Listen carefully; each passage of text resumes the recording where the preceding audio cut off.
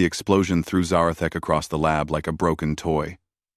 Her crystalline body hit the metal wall with a sound like breaking glass. Pain shot through her left leg as the bone cracked under her weight. She tried to stand, but fell back down. Blood, bright blue against her silver skin, dripped onto the floor. Around her, the research station was dying. Sparks flew from broken machines. The lights flickered on and off. Through the thick glass windows, she could see her ship burning in space. The raiders had come without warning. They destroyed everything and left. Zara pressed her hand against the wall and pulled herself up. Her biosuit was torn in 3 places. The small computer on her wrist showed bad news. Life support was failing. She had maybe 3 days of air left. Maybe less. She limped to her desk and sat down heavily. Her leg felt wrong. When she looked down, she could see the white bone sticking through her skin. The sight made her feel sick.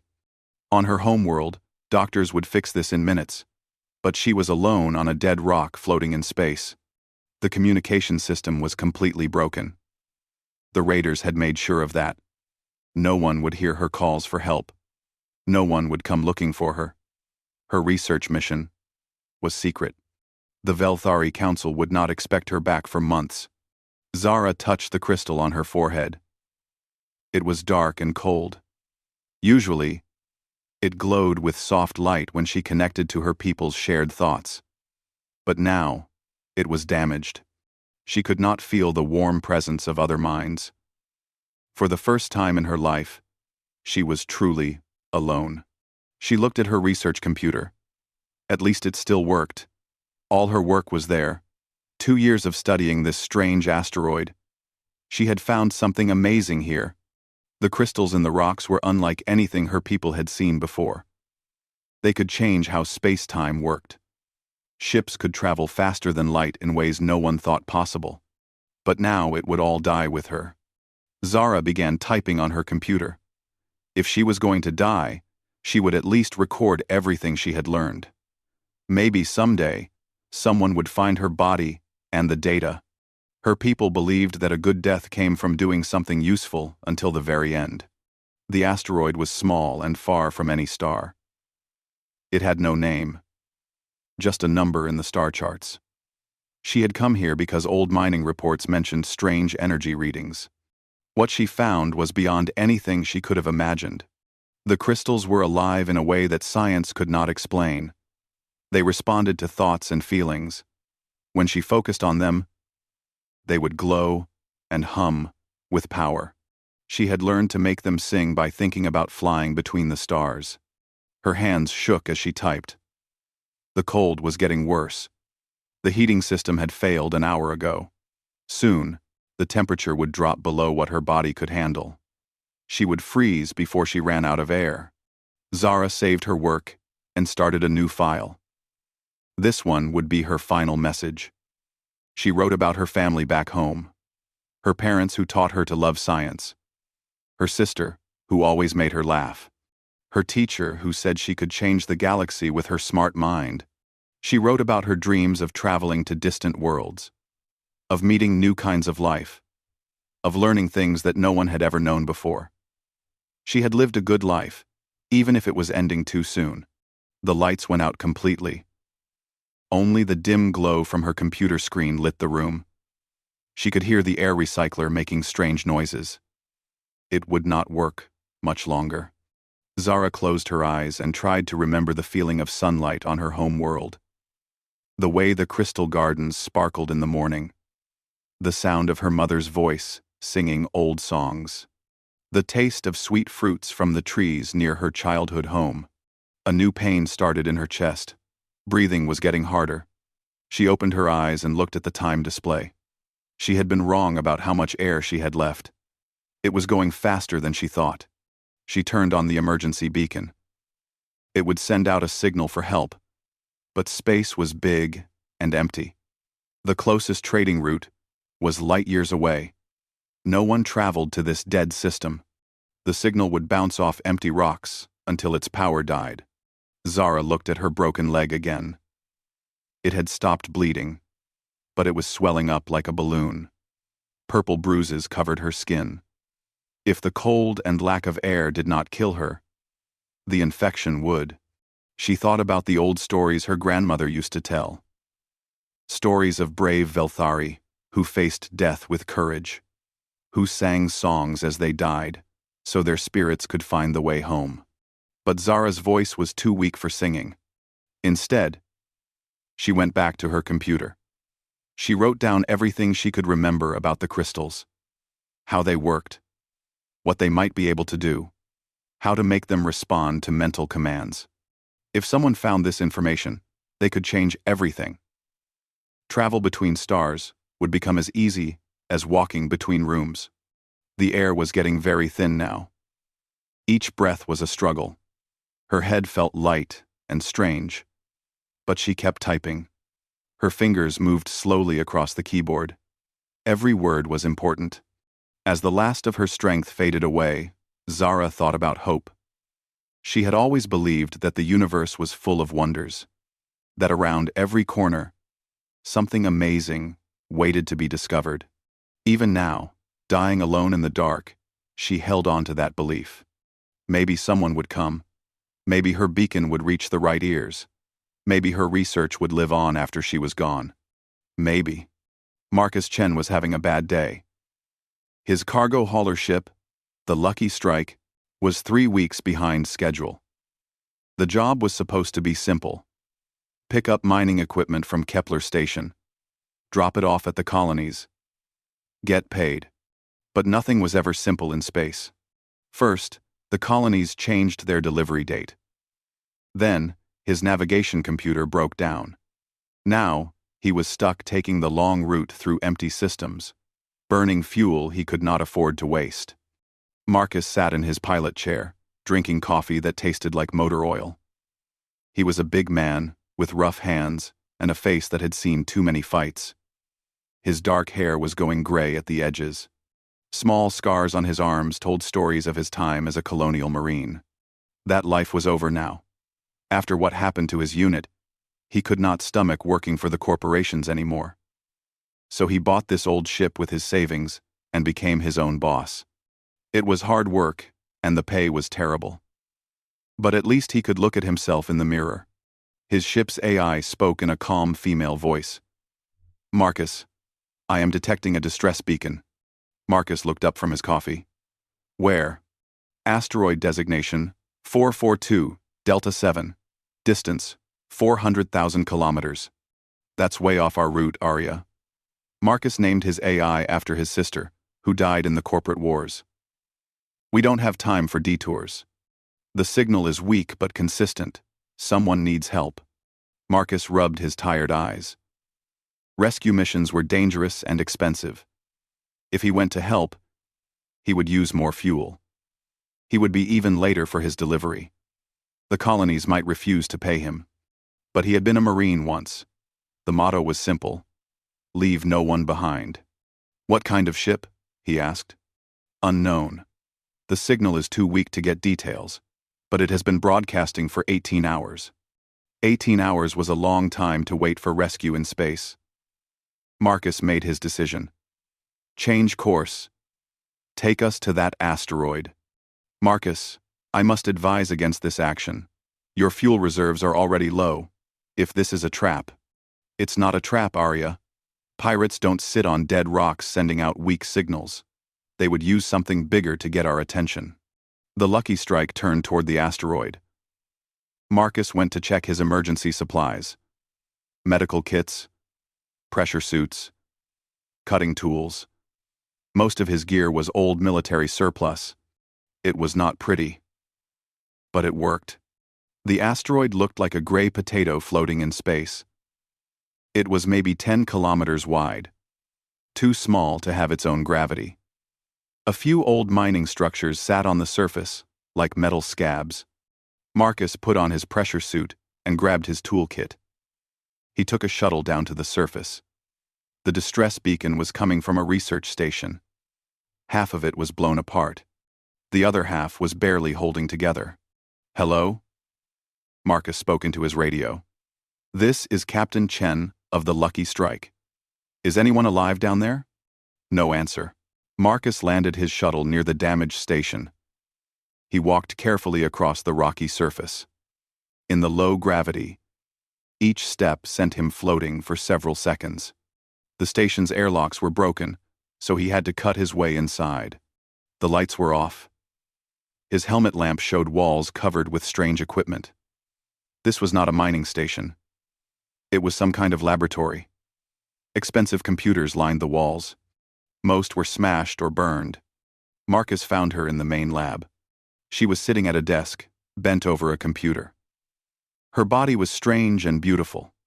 Silver skin covered with crystal patterns. Long fingers that looked too thin to be real. Her leg was badly broken, with bone sticking through purple flesh. Marcus had never seen a Velthari before, but he knew what they were. An ancient race that thought humans were barely smart enough to use tools. They had technology that could do amazing things. They lived for hundreds of years and could share thoughts without speaking. This one looked like she was dying. Marcus checked his air readings. The station had atmosphere, but it was thin and getting worse. He took off his helmet and knelt beside the alien woman. "Hey there," he said softly. "I'm here to help." Her head turned slowly toward him. Large eyes, purple like deep water, focused on his face. She said something in a language that sounded like singing bells. "I don't understand," Marcus said. "Do you speak Galactic Standard?" She nodded weakly. Her voice was like music, but very quiet. You are human." "That's right. My name is Marcus. What's yours?" "Zarathek." She looked confused. "You should not. My people will not." "Your people aren't here," Marcus said. "I am, and I'm getting you out of this place." She shook her head. "I am dying. Let me die with honor." Marcus stood up and looked around the lab. He could see where the explosion had happened. Scorch marks on the walls. Pieces of equipment scattered everywhere. Someone had attacked this place. "What happened here?" "Raiders. They destroyed my ship, wanted to stop my research." Zara's breathing was getting worse. "They will come back. You should leave." Marcus knelt beside her again. "I'm a former Marine. I don't run from raiders. And I don't leave people to die." He looked at her broken leg. It was bad, but he had seen worse in the war.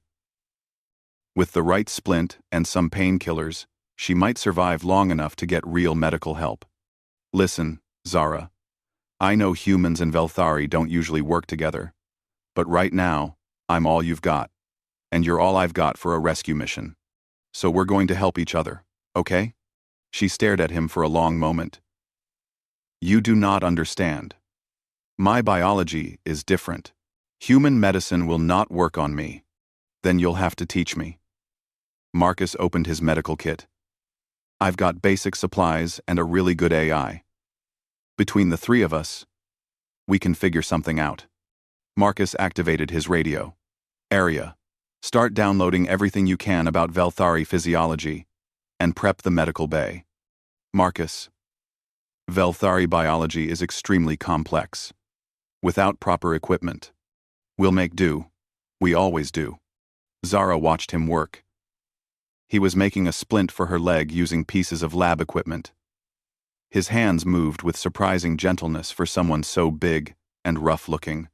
"Why?" she whispered. "Why risk your life for me?" Marcus looked up from his work. "Because that's what people do. Real people. They help each other." He finished the splint and carefully lifted her in his arms. She was lighter than he expected. Her crystal skin felt warm against his suit. "Let's get you to my ship," he said. "We've got work to do." The cargo bay of the Lucky Strike had never been a hospital before. Marcus cleared out boxes of mining equipment and set up the best medical space he could manage. Emergency lights cast harsh shadows on the metal walls. Zara lay on a makeshift bed made from cargo padding. Her breathing was shallow and fast. The crystal on her forehead flickered weakly, like a dying light bulb. Marcus had never seen a Velthari up close before. Her silver skin had patterns that seemed to move when he was not looking directly at them. "Arya, what do you have on Velthari medicine?" Marcus asked while checking Zara's pulse. "Very little, Marcus. Velthari do not share medical information with other species. I have basic anatomy data from trade records, but nothing about emergency treatment." Marcus looked at Zara. Her purple eyes were open, but unfocused. "Zara, I need you to help me here. What do your people do for broken bones?" She tried to speak, but only whispers came out. Marcus gave her water from his emergency supplies. She drank it slowly. "Electromagnetic frequencies," she said. "The crystals need specific energy patterns to heal." Marcus looked around his cargo bay. Nothing here looked like alien medical equipment. But he had learned to be creative during the war. "What kind of frequencies?" "Ring?" Zara pointed at his navigation computer with a shaking finger. "Crystal resonance. Like your nav system, but different patterns." Marcus understood. His ship used crystal-based navigation. The same technology could maybe help heal her, but he would need to modify it somehow. He opened up the nav computer's access panel. Inside were dozens of small crystals that helped the ship calculate jumps through space. They hummed with energy, glowing soft blue in the dim light. "Arya, can we reprogram these crystals to match Velthari healing frequencies?" "Unknown. I would need more specific data." Marcus looked back at Zara. "Can you tell me the exact frequencies?" She closed her eyes and concentrated. The crystal on her forehead pulsed weakly. 7.4 terahertz for bone growth. 12.1 for tissue repair. Marcus had no idea what those numbers meant, but Arya did. "I can attempt to modify the navigation crystals," the AI said. "But this will disable our jump drive. We will be stuck in normal space." "Do it," Marcus said. "Getting to a medical station won't matter if she dies first." While Arya worked on the crystals, Marcus dealt with more immediate problems. Zara's leg was swelling worse. Her body temperature was too high, and she had not eaten anything in days. He opened his food supplies. Everything was made for human digestion. But Zara needed something different. "What do your people eat?" he asked. "Minerals," she whispered. Marcus looked at his cargo manifest. He was carrying mining supplies to the colonies, including refined metals and mineral supplements for equipment maintenance. It was not food for humans. But maybe it would work for a Velthari. He mixed small amounts of iron powder and silicon dust with water. The result looked like gray mud. But when he offered it to Zara, she smiled weakly and drank it down. "Better," she said. "Thank you." Arya finished reprogramming the crystals. They now glowed with a different light, purple and gold instead of blue.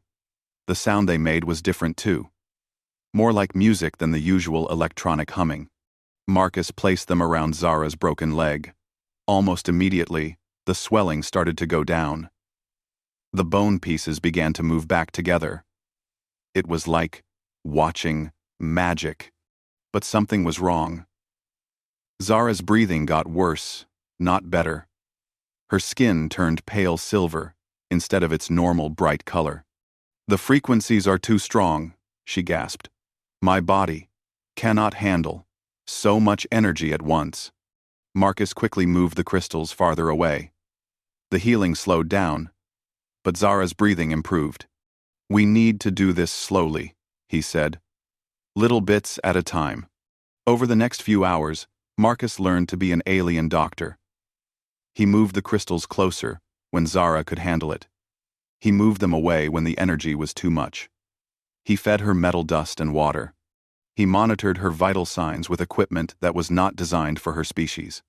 It was the hardest thing he had ever done. In the Marines, he knew how to treat human injuries. This was like performing surgery blindfolded. But slowly, Zara got better. Her leg bones knitted together. The cuts on her skin closed up. The crystal on her forehead grew brighter. "Why are you doing this?" she asked, during one of her more awake moments.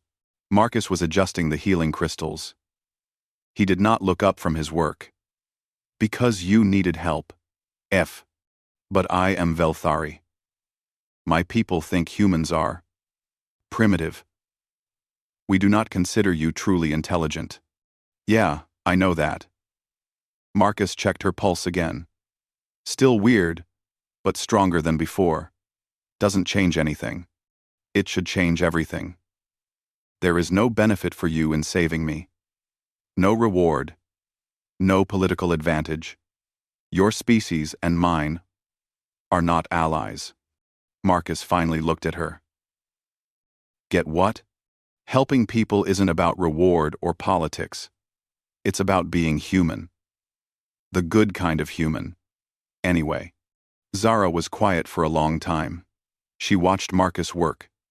His movements were not graceful like her people's. His tools were crude compared to Veltari technology. But his hands were gentle, and he never stopped trying to help her. Tell me about your species, she said. Marcus laughed. What do you want to know? We're short-lived, violent, and stubborn. We fight each other over stupid things. We make a lot of mistakes. Then why do you also do things like this? Marcus thought about that question. I guess because we also love things. We love our families, our friends, our homes. We love ideas and dreams and stupid jokes. And when you love something, you want to protect it. Even if it's not yours to protect. You are protecting me. But you do not love me. You do not even know me. I know you're a person who was hurt and needed help. That's enough. Zara felt something she had never experienced before. Her people shared thoughts and emotions through their crystals. But this was different. This was one mind choosing to care about another, without any connection forcing it to happen. Your brain, she said slowly. It works differently than ours. You choose your connections instead of being born with them. I guess that's one way to put it. 3 days passed. Zara grew stronger each day. She started walking around the cargo bay, testing her healed leg. Marcus showed her how his ship worked. She was amazed by how simple and effective human technology was. You build things that last, she told him. Velthari technology is beautiful and complex, but it breaks easily. Your machines are ugly, but they work, even when damaged. Like people, I guess, Marcus said. On the 4th day, Zara made an announcement. I want to show you something. She led him to the computer where she had stored her research data. The screen showed images of the asteroid's crystal formations. This is what the raiders wanted to stop, she said.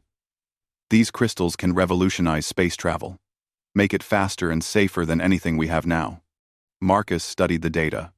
He did not understand the science, but he could see it was important. Why are you showing me this? He asked. Zara looked at him with those deep purple eyes. Because I think humans should have this technology too. You saved my life with primitive equipment and stubborn determination. Imagine what you could do with tools that match your spirit. 2 weeks into their journey to the nearest medical station, Marcus and Zara had settled into a strange friendship. The cargo bay had become part hospital, part laboratory, and part living room. They spent hours talking while Zara recovered her strength.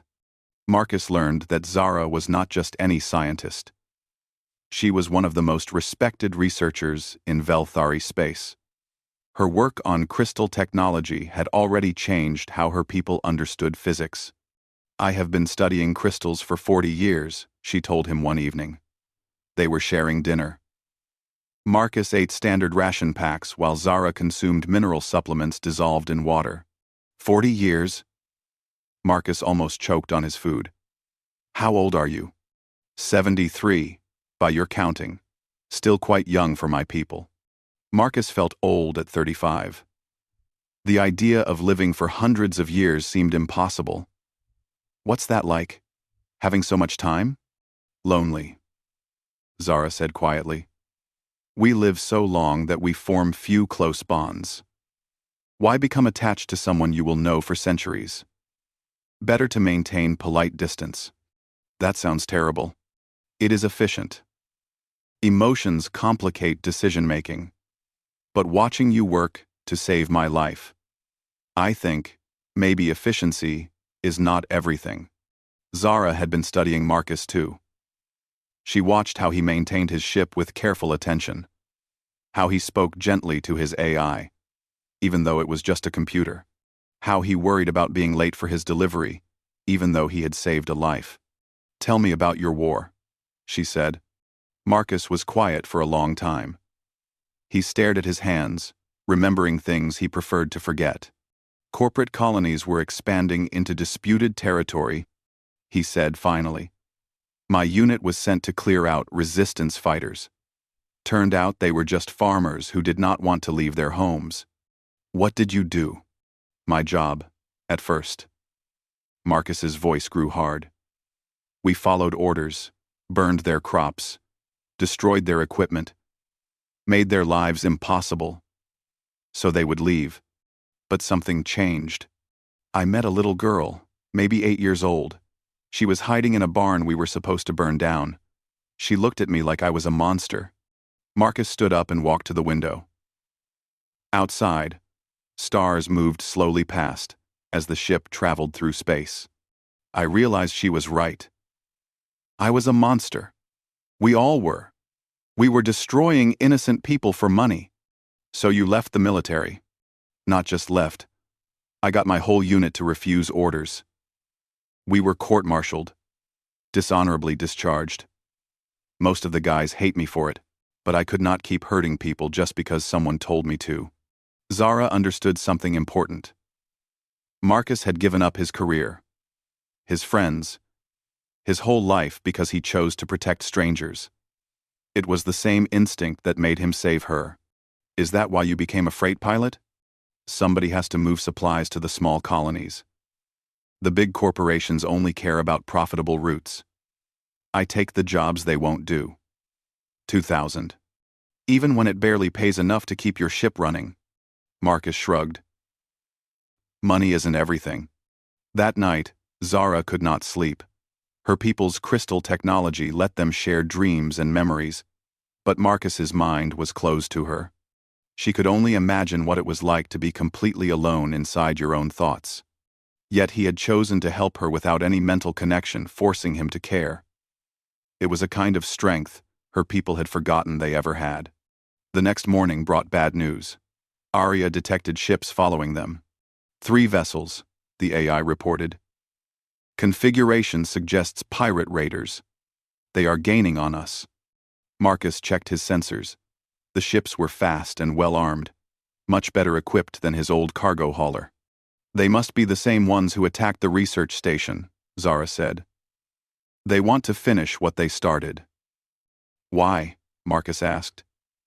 You're just one scientist. Why are they so determined to kill you? Zara looked uncomfortable. There is something I have not told you about my research. She brought up files on her computer. The data showed energy readings that made no sense to Marcus. But the graphs and numbers meant something terrible. The crystal technology I discovered, Zara said slowly. It could change more than just space travel. With the right modifications, it could be turned into a weapon.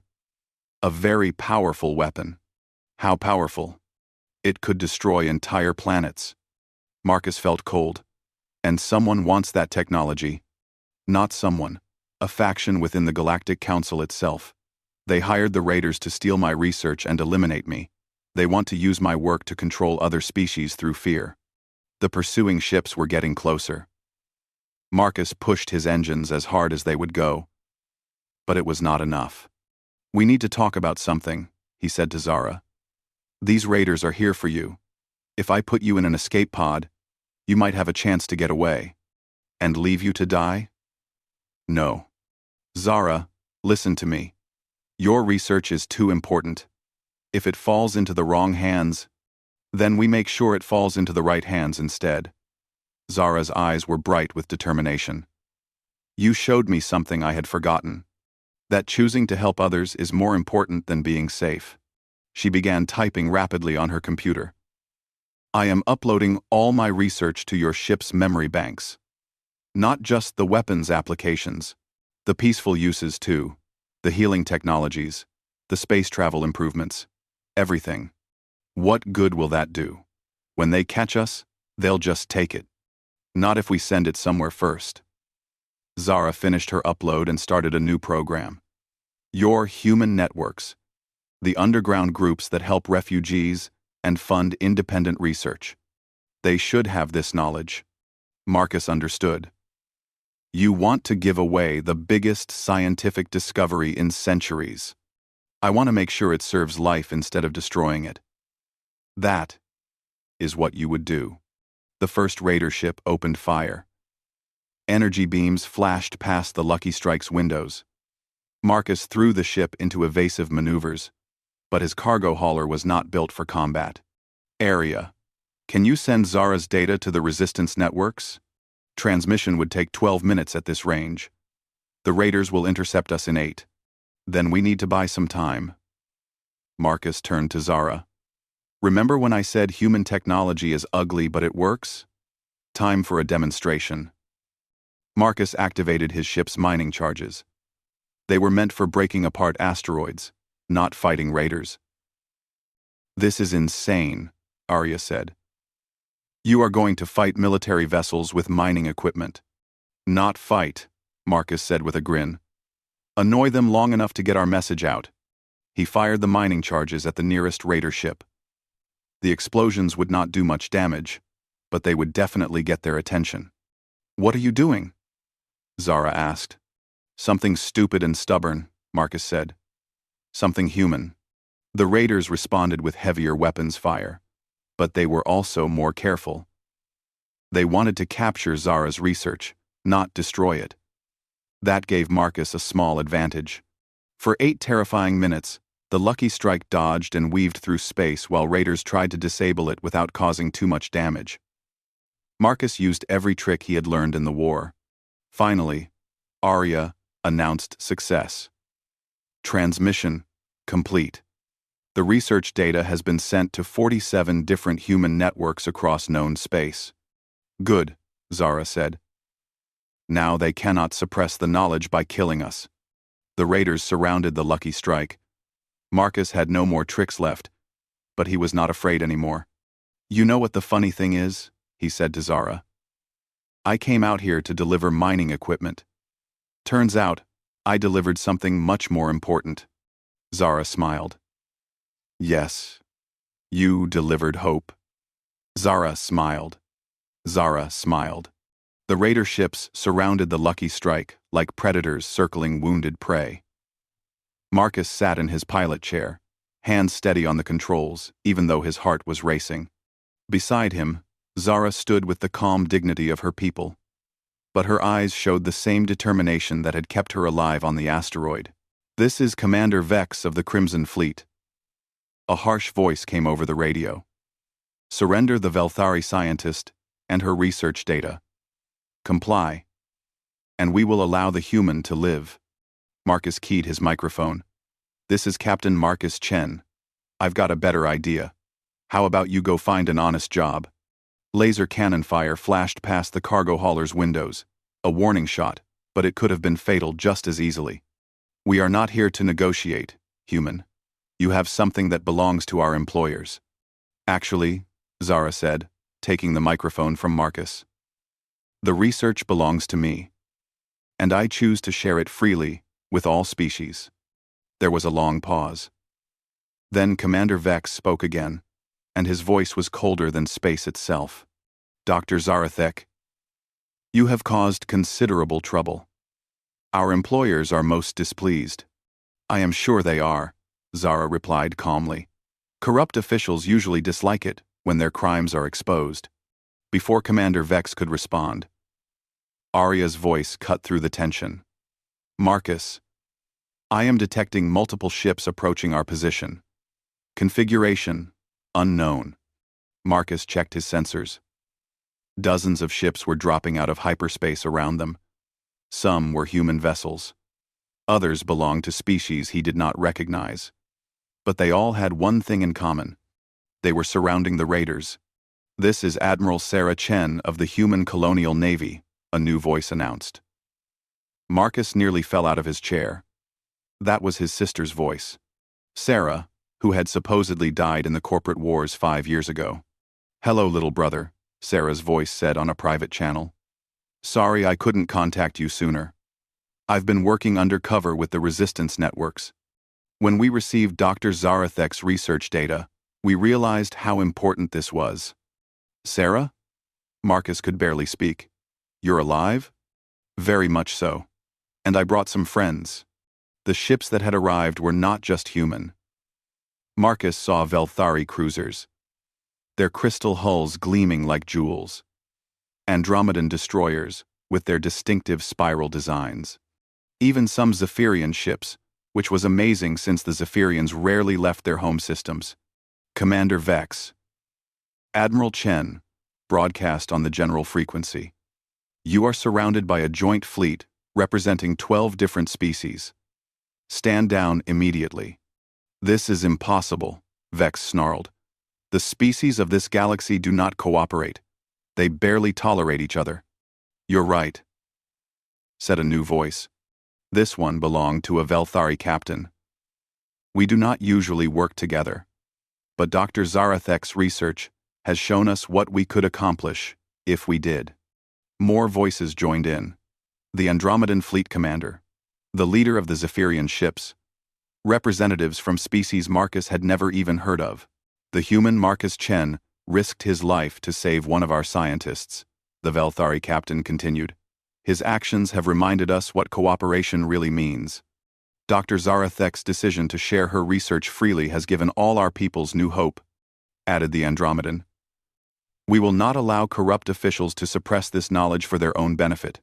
Commander Vex found himself facing impossible odds. His 3 raider ships against a fleet of dozens. Ships that should have been enemies, now working together because of what had happened aboard the Lucky Strike. "This changes nothing," Vex said, but his voice lacked conviction. "My employers will.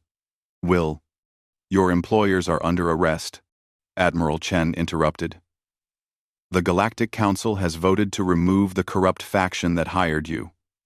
New leadership has been elected. Leadership that believes in cooperation instead of domination." The raider ships began to power down their weapons. They were outnumbered and outgunned. But more than that, they were facing something they had never seen before. Unity. "Stand down, Commander," one of his own officers said. 3 hours later, Marcus stood in the docking bay of Admiral Chen's flagship.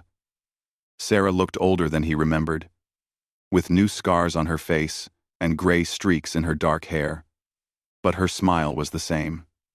"I can't believe you're alive," Marcus said, hugging her tightly. "I can't believe you became the most important person in the galaxy by accident," Sarah replied. "Do you have any idea what you've started?" Around them, the docking bay was filled with representatives from dozens of species. They had come to meet Marcus and Zara, the human who saved an alien's life, and the alien who chose to trust humanity with her greatest discovery. Zara walked up to them, moving easily on her healed leg. The crystal on her forehead glowed brightly now. Fully recovered from her injuries. "Admiral Chen," Zara said formally, "I wish to thank you for your assistance. Call me Sarah. And thank you, Dr. Zarathek. Your research has already begun changing things. Scientists from a dozen species are working together to develop your crystal technology. For peaceful purposes only, I hope." "Absolutely. The first applications will be medical. Your healing frequency research could save millions of lives across all species." Marcus looked around at the diverse crowd of aliens and humans talking together, planning together, working together. A few weeks ago, this would have been impossible. "How long will it last?" he asked quietly.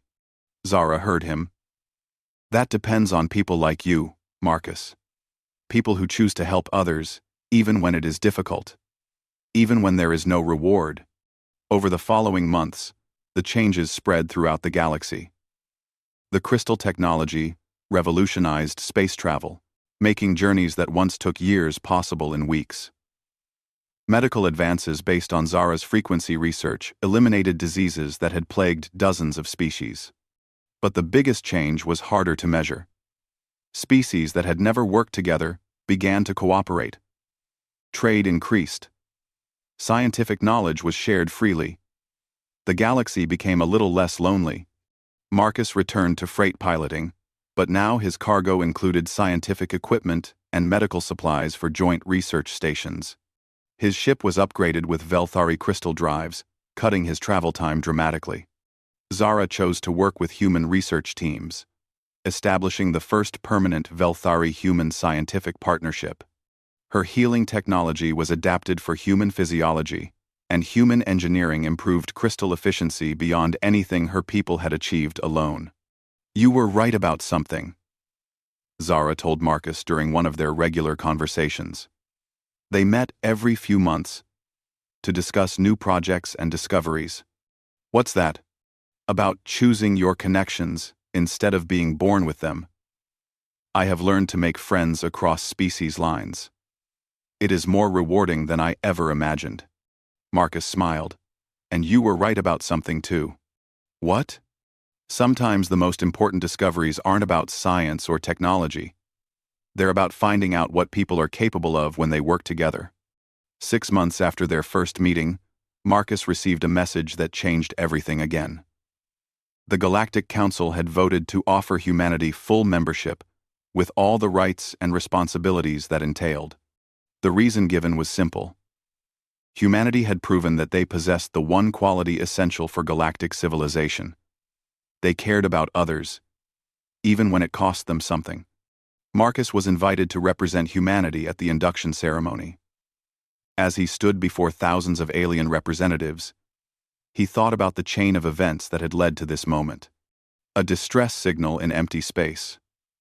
A decision to help someone who needed it. The choice to keep trying, even when everything seemed hopeless. "Members of the Galactic Council," Marcus said when called upon to speak, "my people don't have the longest lives or the most advanced technology. We don't have telepathic abilities or centuries of accumulated wisdom. But we do have one thing. We have each other, and we believe that having each other is enough to build something better than any of us could manage alone." As applause filled the great council chamber, Marcus caught sight of Zara in the audience. She was smiling, and the crystal on her forehead glowed with warm light. Later, as the celebration continued around them, Marcus and Zara stood together looking out at the stars through a great window in the council station. "Do you ever think about what would have happened if you hadn't heard my distress signal?" Zara asked. Marcus considered the question. "I think someone else would have helped you eventually. Maybe not the same way, but someone would have tried." "Why do you believe that?" "Because that's what people do. The good ones, anyway. They help each other. Human, Velthari, Andromedan. Doesn't matter. When someone needs help, good people show up." Zara nodded slowly. "Yes, I think you are right. The galaxy is full of good people. We just needed to give them a reason to work together." Outside the window, ships from dozens of species came and went from the station, each one carrying people and cargo and ideas between worlds that had once been strangers to each other. Marcus had delivered mining equipment and ended up delivering hope. Zara had studied crystals and ended up discovering friendship. Sometimes the most important journeys were the ones you never planned to take, and sometimes salvation came from the most unlikely places.